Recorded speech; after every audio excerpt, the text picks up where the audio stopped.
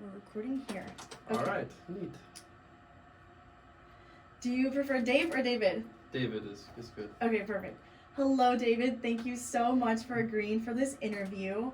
Can we start out with you just giving us a little background about yourself and your education with the music and your current career? Sure. I guess I started like playing guitar. I think maybe in like sixth grade, and I kind of was like self-taught for a while, and then I ended up getting like a private lesson teacher, and then at the school I grew in the town that I grew up in Springfield, they had this the high school I went to had this like guitar program, so I like did that for the whole time I was in high school, and that was like kind of what got me into like doing or like pursuing like a higher education in music. And then I went to VCU and did like jazz guitar there. I'm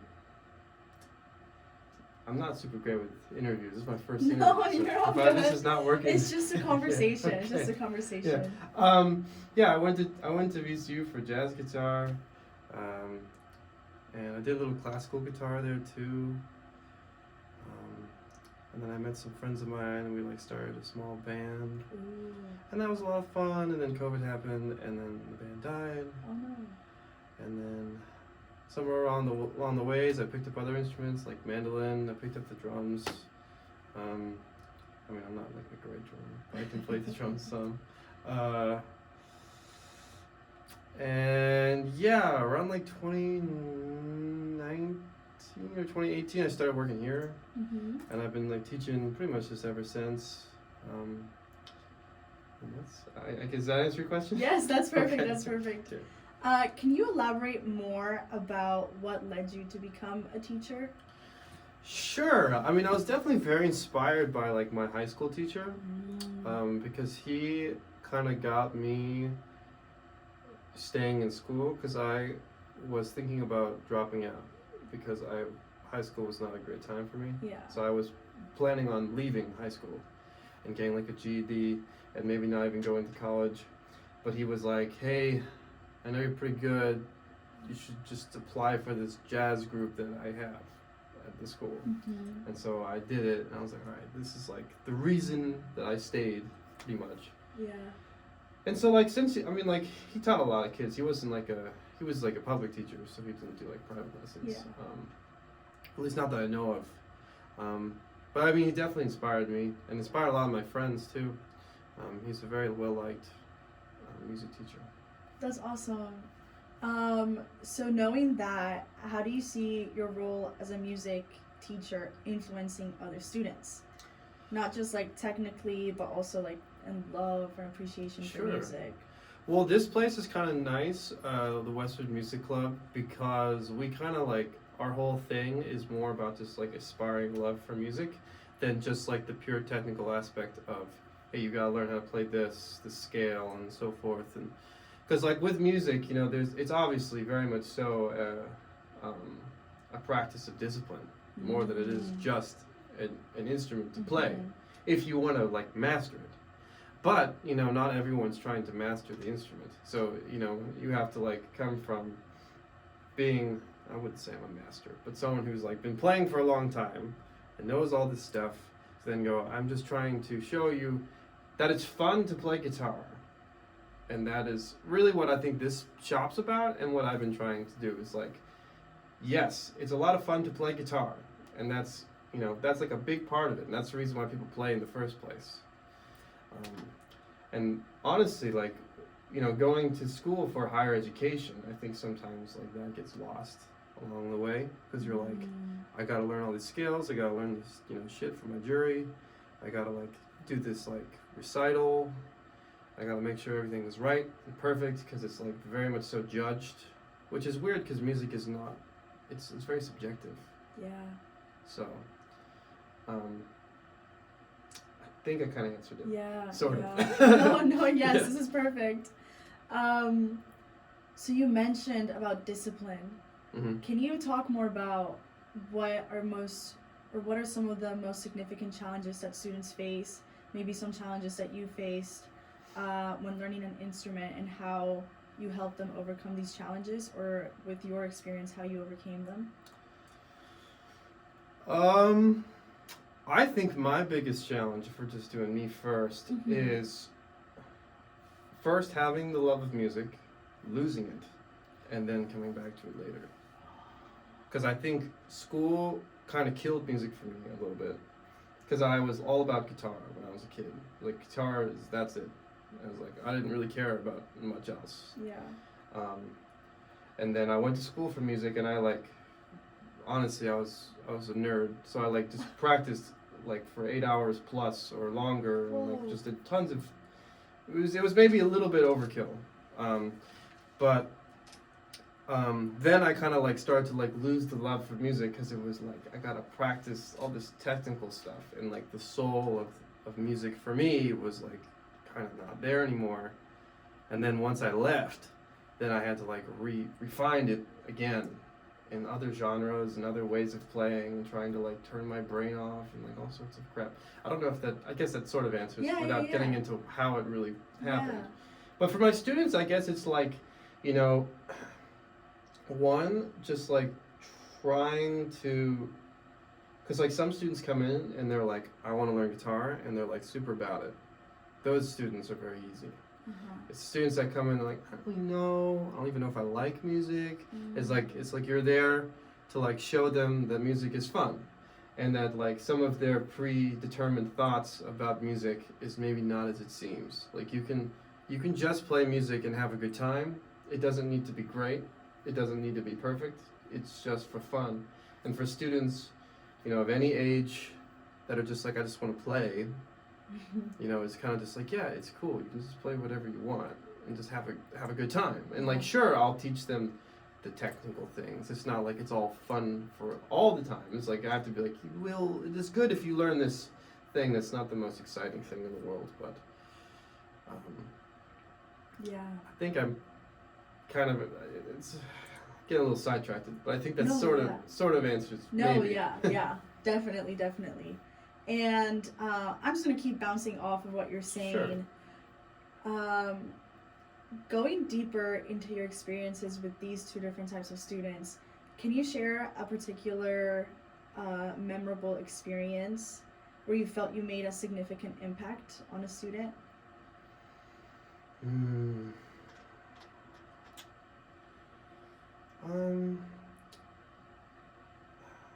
That's tricky.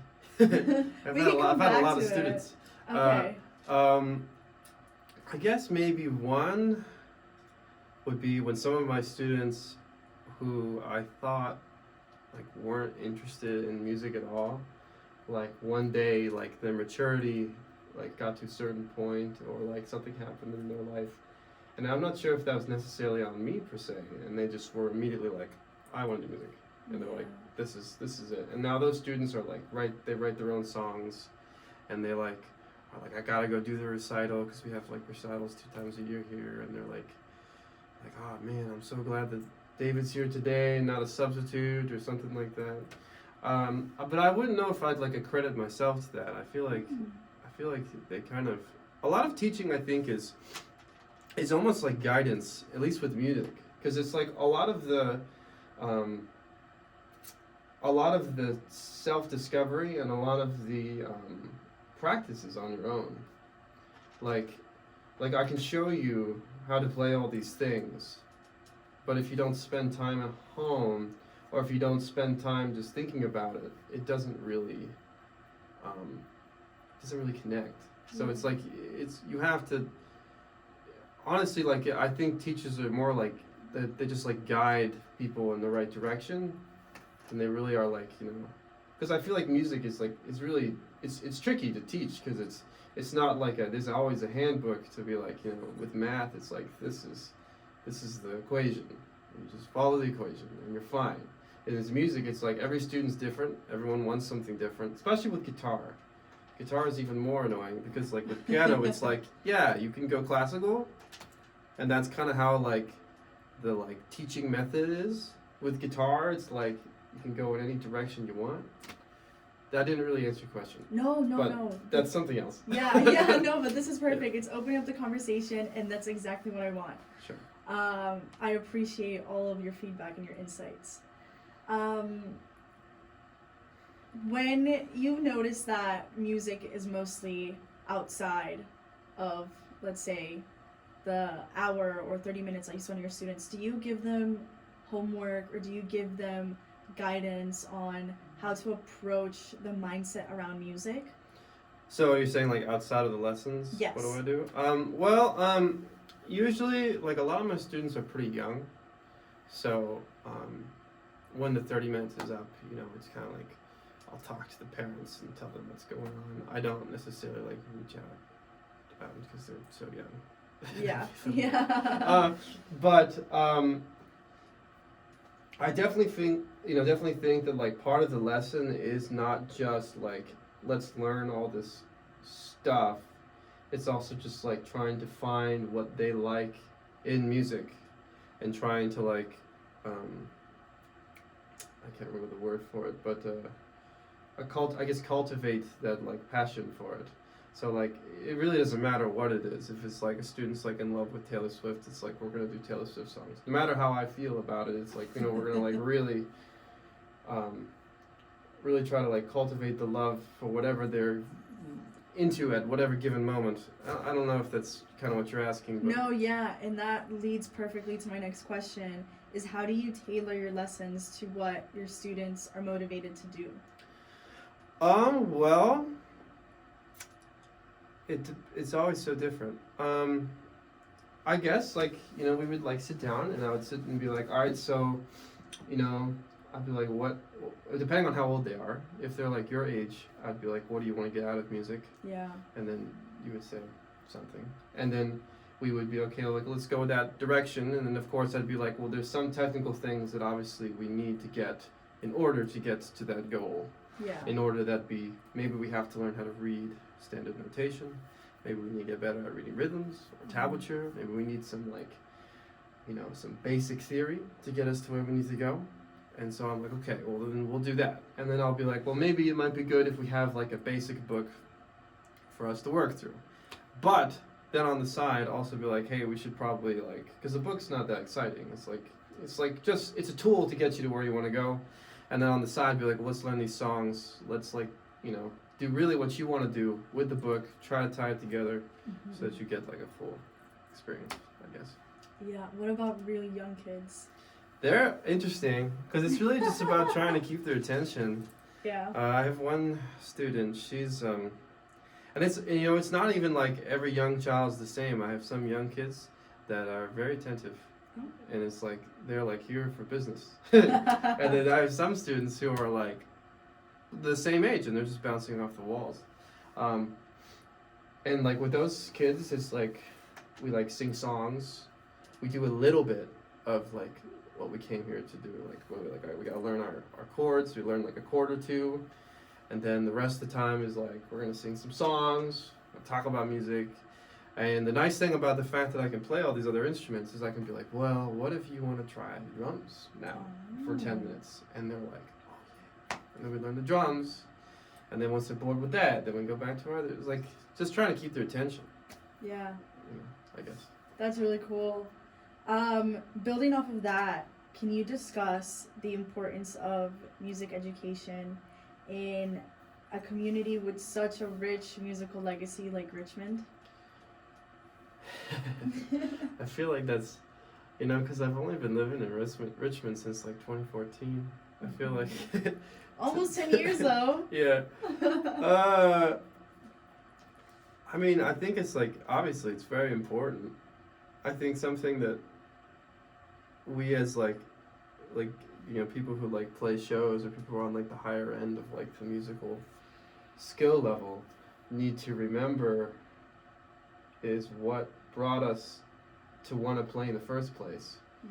And try to teach them all these things without losing sight of that, because that's what's going to keep them playing, and that's what's going to keep them wanting to do it for, keep them playing for years. Yeah. Because it's supposed to be fun. And I think that's something that I was that I had lost, definitely had lost Uh, in like, being like a student at like the university. yeah. I was like, I learned a ton, and it was awesome and very like um, very interesting. But that like creative, just like childlike wonder to music, kind of like had gone away. And I feel like that's something. There must be a way to have both happen simultaneously, and not lose one or the other. That's that's my thought on it. Do you practice that today? Yeah, I try. I don't think it's always as easy as it might seem. I feel like that's probably like one of the harder things with teaching is like being like you gotta learn this thing. It's not interesting, but it's gonna help you get here. But you have to try to do it in a way that's not like soul killing at the same time, and somehow be able to lift up both things, and try to get them to connect too, because they're not separate. Yeah. That's so interesting because I struggle with that all the time, especially since music is not like my main focus. Sure. So it's tough. And with guitar, because you can have so much fun with guitar Mm-hmm. just by knowing 4 chords. Yeah, you can. There's a lot of songs like that. Yeah. A lot of songs. Yeah. Okay, moving on. What are your thoughts on the role of music clubs or music schools like this in the community? And how do you think this specific school contributes to that? Well, I mean, it's kind of like what I was saying earlier. I mean, I think they're very important because they allow different people different ways to experience music. Because there's like, like a music school at like a public school is like a group class, which is good because music is very collaborative. Having other people to play with is important. Yeah. But then having a private lesson like this is good because then you get like their individual needs. And then you can also be like, really tailoring it in the direction that they want to go, which then often some of those students that stick with it long enough then join later into the public school domain, and they're like, okay, all these things I learned I can now do in this like band at school. And so they like now have both the community and the like private lesson, Yeah. which can be really nice. How this one does it, I think, differently than others is like I said, it's like we're not like hard forcing practice. Yeah. Because it's like if they're like 6, it's like what do you want? Really? What do you really want out of like a 6-year-old? I mean, I think I'd rather personally have the 6-year-old be like, I enjoy coming to see David, and I'm happy to play music, than, oh my God, he got mad at me again for not, practicing this thing. That like doesn't even matter because it's like in a year they'll forget, but they'll remember they didn't have a good time Yeah. versus having a good time. You mentioned you guys hold recitals. Mm-hmm. Who usually attends? Well, we have a recital for each studio, so like I have one, and then like each teacher has one. But it's mostly just like the kids and the parents and so the grandparents, Okay. siblings, stuff like that. Do you ever promote it to the larger Richmond community? No, mainly just because it's generally for like it's for kids under like 18. So it's like Yeah. it's a small thing. It's really just for the kids to like be like, all right, I have tried performing and it's not as scary as I had thought it was. That's really all it's for. It's not like it's not really much else like that. So you notice their attitudes shift from before the performance to while performing and then after? Mm-hmm. It depends. Some students are like, I didn't really like performing, and I still don't like performing. I have some that are like that, and I have some that are like, oh yeah, the recital is great because they get to watch, what other kids do. And it's really all in between, It's just like whatever their personality, and a lot of students at least try it once, and I think that's a good experience to at least try it and be like, okay, I really do like this, or it's not really for me. Yeah. Yeah. And we don't push it on them. It's like if you want to do it, it's fine. I mean, like the signups are out there and they're pretty much full, but we're just asking them to do it, not making them do it. Yeah. Do you think that's something that's really crucial when teaching young kids about music, when having them self-motivate? Yeah, I mean, I didn't. go to school for like childhood development or for like teaching really. Like I went for performance, like jazz performance is what I went for. So I can't like really speak heavily into like the true child development, like that one if someone like really took those classes. Would say, but I mean, from just experience, I would say yes, it's pretty important. Like just like to be like, yeah, do you want to do this? And like if my student is like, no, I don't want to learn guitar, I'm like, well, I'll go to the parents and be like, they just don't really want to do it, and I'm not going to make them. I was like, but I'm more than happy to teach them other things if like they find an interest in another instrument. That's great. Like, and that doesn't, and I keep telling them, it's like, it's what you learn on guitar. Not all of it will transfer over to something else, but some of it will. And that's important. And if you take a break from guitar and go to drums, you learn a lot about rhythm, and then you can come back and you learn all the things about rhythm, and they all connect. Because it's kind of universal at some point. When you learn enough, it's like you kind of pick up other instruments. Awesome. Going more into your lessons, do you ever incorporate history of music, such as like the jazz that you learned in school, or any other additions to music that is not just like technical in the performance? Yeah, I mean, it depends. A lot of, I guess the two things that come to mind, I probably do more than just this. This is just the two things that come to mind. Yeah, some of my like teenagers, I will like talk about like where the song came from, or like I'll be like, hey, this thing that we're learning, that's like kind of like this like older song really tied into that song, that new song that we just learned, and how they're connected, and that song wouldn't exist if this song was never made, type of stuff. Or I'll talk about some like new new instruments that are being made, or like some like new guitars that look cool. Yeah. Just to like just get them interested in like being like, wow, that thing's so neat.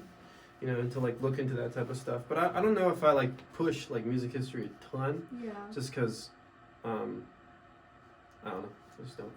Do you notice their attitudes change once they know more about the songs that they're learning?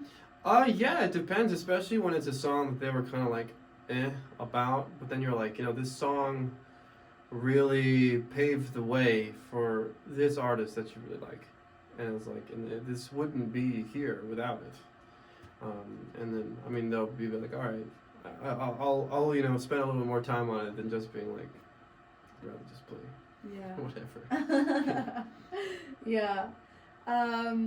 So as someone who's skilled in multiple instruments, and you touched a little bit on this, but how do you decide when it's time for a student to switch to a new instrument, or maybe you see some qualities that would align better with them playing the drums versus them playing the piano? How do you judge that? Well, I mean, if one student is really interested in like guitar, you can never really master the instrument. You can be working on it for the rest of your life. You'll never get to it all. Wow. So I wouldn't say I'm a master really of much. I mean, I've been playing guitar for a long time, but to answer the question about the students, when it's time for them to switch, it depends. It's when their interest starts to wane, and I'm like, you're really not showing me that you're really all that interested in guitar, but I know you like music still, and I know you like hanging out with me. So like, what if we try something new? Mm-hmm. And sometimes that usually goes pretty well. I guess that sort of answers it. Have you ever given them an instrument and their entire perspective on music like changes? Sometimes some of my students, they go back and forth with guitar and drums, I think, because like the drums, I think, really puts a big perspective on just like the time and the rhythm. And some of those students who were kind of like iffy about guitar, now having drums with it, they're like seeing how they connect. But I mean, sometimes it's also just like, it really is just for fun, and they're not really that interested in like if it all connects or not, Yeah. Okay, that's yeah. No, I've felt that too. Going back to your music major from VCU, how has that impacted the musician you are today and the teacher you are today? Well, I learned a lot when I was there. I guess I got like a more appreciation for jazz because I mean when I first came to VCU I liked jazz, but I didn't know a ton about it. So now I know a lot about it, and in classical guitar too, because you have to do some of that as a performance major. You have to do like either like I think you do 2 years of classical and then you do jazz as well at the same time. But I think, like I was saying, the way that I chose to go about music also hindered me with losing some of that like childlike wonder or like your like the soul that drives you to do so, because I also am personally am very obsessive, so like I like would obsess over getting something perfect, even that being like something very mundane, like a very mundane technical thing, and I think that kind of hindered me, but it also really helped me because I did very well at school. But I think it's helped me see like a bigger picture of being like, okay, I've gone from like really going like hard on like trying to learn something, and then also being like I've also kind of hindered myself like with like I was saying with like the childhood wonder stuff, Yeah. and then trying to go full circle and being like, well, what made me want to play music to begin with?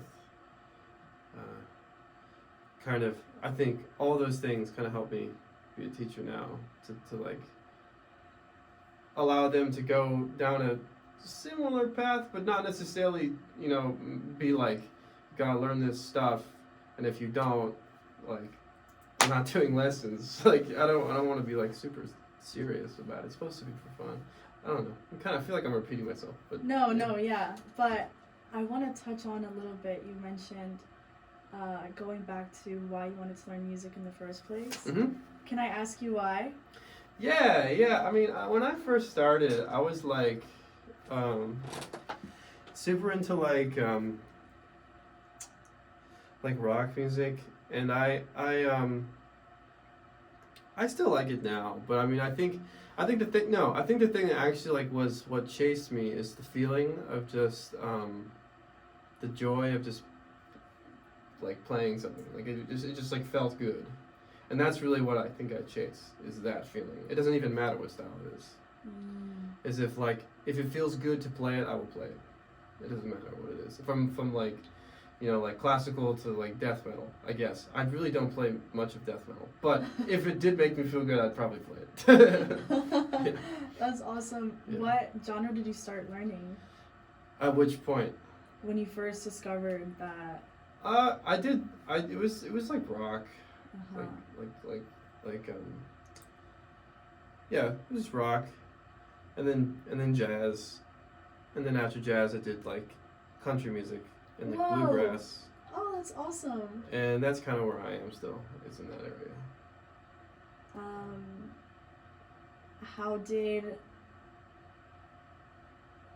How has that impacted your bluegrass today with your evolution starting from rock to then jazz into now some of this more, I don't know how you would describe bluegrass. Well, I guess you could say more what I do now is like it's like folk singing. I like to sing a lot. I was gonna ask you that also. I like to do a lot of singing now, and I like to do stuff like that with just like the folk, very basic finger style stuff. Which is funny because, like I said, I did a lot of jazz, which is like honestly one of the most technical styles. It's very, very complicated.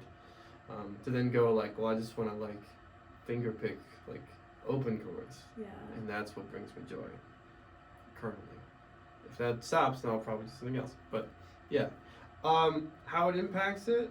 I mean, like everything you learn is a part of you, so like it all comes out at some point. You know, like some of the jazz things come out, some of the rock things come out. Just depends on the day. That's cool. I want to touch back on the band that you had. Sure. How did that start? How did you guys meet? Tell me more about that. Well, it wasn't mine.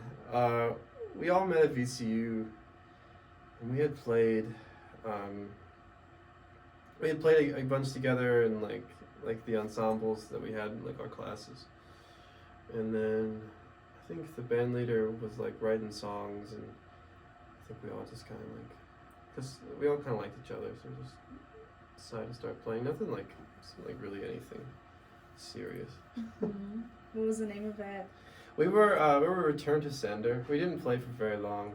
We played for like a couple of years, and then then the pandemic, and then now I'm not even trying to do jazz like that. Yeah. So it's like there has been offers to like do things like that, but I'm like I really want to try to do this folk singing thing. So I'm putting all my eggs in that basket currently.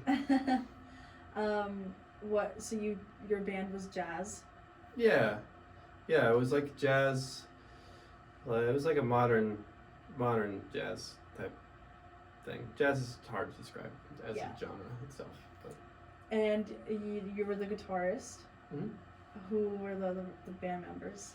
Well, we had Nate. He played saxophone. He did all the writing, and then we had Alex and his brother, and they played drums and bass. Mm-hmm. And then at first it was just us, and then later Sarah played violin with us. So it was an interesting bunch. It's been a long time. I mean, I still play with Nate on occasion. Like we do some like Christmas show in a couple months. Ooh. So you guys would perform before the pandemic in different venues? Mm-hmm. Where would you guys play? I mean, like, even if, like, jazz is a funny thing, because it's, like, not, that band-oriented. It's, like, usually it's, like, you play guitar, and some other guy plays trumpet, and some other person plays drums, and you all know of each other, and this venue is calling for, like, a three-piece group, and then basically you just pick out of the different freelance musicians in the area that you want to play with, and then they just like pick up a band for a day, and you like play together, and you just go through the American Songbook, which is like all like the jazz standards, and you kind of just play whatever's in there, because all that music is like it's kind of just like the language of jazz, especially for like if you're just like picking up a gig with people you don't know, and you like never played with before. But then like with the whole band thing, that's a little bit more like we had like set music that we would choose. But to answer your question, we played like used to play Vagabond before they closed that, and then the Camel. There's been a bunch of restaurants that have like died and come back and died and come back. So it's like trying to remember what the name of the restaurant was at the moment that we had played it at. It's hard to remember. Yeah. But yeah. That's really cool.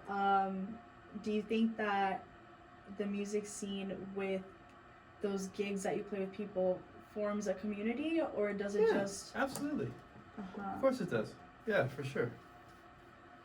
Do you still participate in playing with different gigs like that? I don't do a lot of jazz stuff right now because it doesn't really make me happy. Oh, okay. So I don't really do it. Yeah. But I definitely still like talk to them, hang out with them, you know. That's why I'm playing a jazz gig with Nate later in December. But no, I'm trying to form something entirely different. So it's like trying to form a whole different genre is a little hard. And how does that innovative side of you match with your teaching?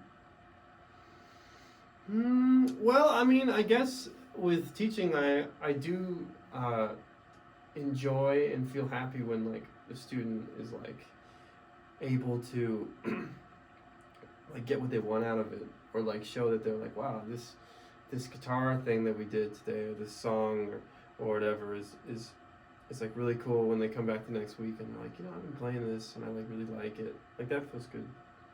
Or like when there's like breakthroughs and they're learning, it's good to see that.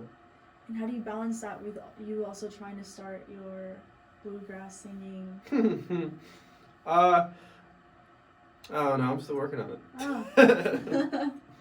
Oh. I have a couple more questions. Sure. So, with that environment of doing different gigs with musicians that you never played before, is that how you stay updated with the evolving music scene in Richmond, or what are other ways that you stay connected with the music scene? Well, I don't. That's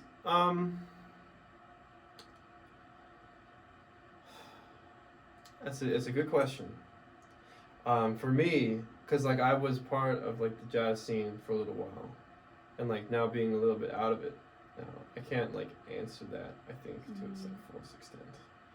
But I think if I were to return to it and like pursue that, I think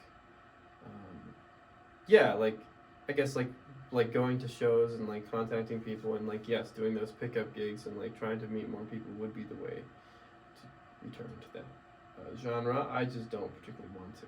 Yeah. Is there a community for bluegrass in Richmond? I'm sure there is. It's not particularly like just bluegrass. I'm doing more like that. It's more like because like bluegrass is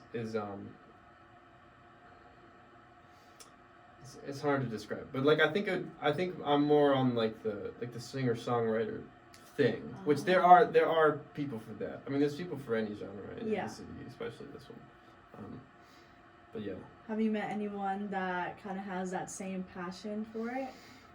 I mean, like, I feel like everyone's a little different on, like, what they want to, like, learn. But, like, there's some teachers here, or, like, some people that, like, we've met through teaching here that were like, wow, we both kind of like the singing, guitar, acoustic-y stuff. And I had another band that I was playing with a little bit after the pandemic, too. Yeah. That was kind of in that route, but then he moved to he moved to Washington, so it hasn't been a thing for a while. Washington State. Yeah. Whoa. Yeah. So going back to your role here, how do you balance your administrative role and then your teacher role?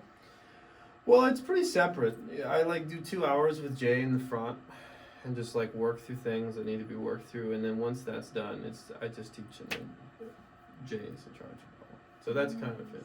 Last week when you called, that was kind of a special week because he was on vacation. That doesn't normally happen. Yeah. But do you feel like after you're done teaching, you can fully be in your singer-songwriter mode? Sure.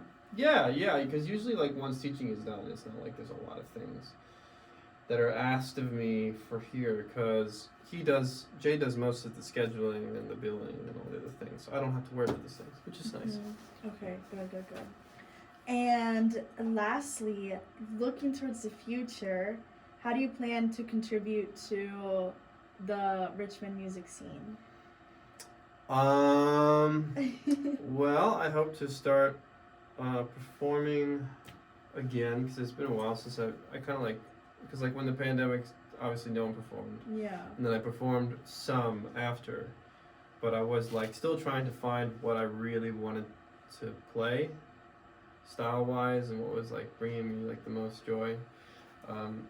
So now that I think I found that, I would say probably just like playing again with that stuff in mind, that style, and like hopefully forming a band at some point. I haven't really have a ton of thought into that yet, but stuff like that. Would you rather have a band than do something solo? I would do both. Oh. Yeah, You've thought about that? Yeah, I don't think that'd be that hard to do both. Yeah. That's really cool. Yeah. And for the foreseeable future, you plan on staying with more of that folk? For a little while, unless something else piques my interest. Do you think your interest changes pretty often? This whole folk singing thing, no. I've been doing this for maybe like, I've been like learning to sing the past like year or two. So I think I've been kind of a little devoted on this one for a while. That's awesome. That's awesome. Aside from Richmond, is there any other city that you would like to play at?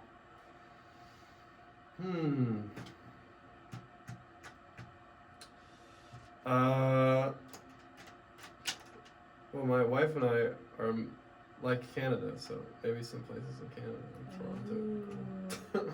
That'd be awesome. Yeah. Do you think you would continue to teach no matter what city you go to? Maybe. I mean, I really do enjoy it. I mean, like, I feel like the students I have here, I do really like. And if I did ever leave Richmond, I would probably feel bad or feel sad that I was singing. You know? Oh no. Yeah. Last question. Okay. Is there any concert that you're looking forward to?